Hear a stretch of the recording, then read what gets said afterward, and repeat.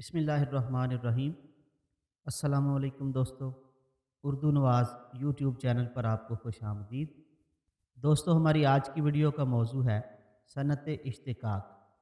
صنعت اشتقاق کا لغوی معنی لغت میں کسی شے کو پھاڑ کر کچھ نکالنے سے عبارت ہے۔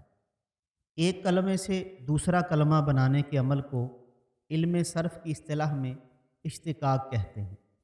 بطور صنعت علم بدیع کی اصطلاح میں اس کا شمار صنائع لفظی کے ذیل میں ہوتا ہے۔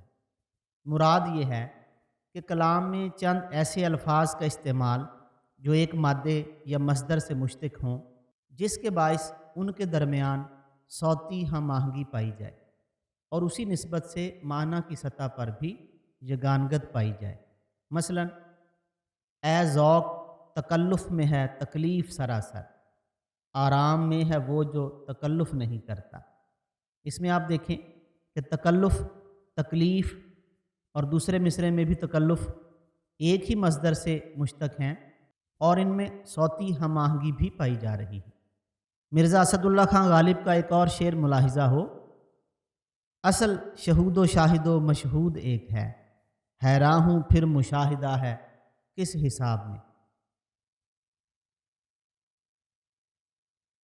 لیکن جب کلام میں استعمال شدہ الفاظ کے درمیان حرفی ترتیب کے باعث ایک ہی مادے سے ماخوذ ہونے کا شبہ ہو لیکن اصل میں ان کے ماخذ الگ الگ ہوں تو اسے شبہ اشتقاق سے موسوم کرتے ہیں۔ شعر ملاحظہ ہو: کبھی زینب کا ہے غم، گاہ سکینہ کا ہے خیال، دن جو ڈھلتا ہے تو حضرت ہوئے جاتے ہیں نڈھال۔ اس شعر کے دوسرے مصرعے میں دیکھیے کہ ڈھلتا اور نڈھال، ان کے درمیان حرفی ترتیب ہے جس سے ایک ہی مادے سے ماخوذ ہونے کا شبہ ہے، لیکن دراصل ان کا ماخذ الگ الگ ہے۔ اس لیے اس شعر کی صنعت جو ہے صنعت شبہ اشتقاق ہے۔ بہت شکریہ دوستو، والسلام۔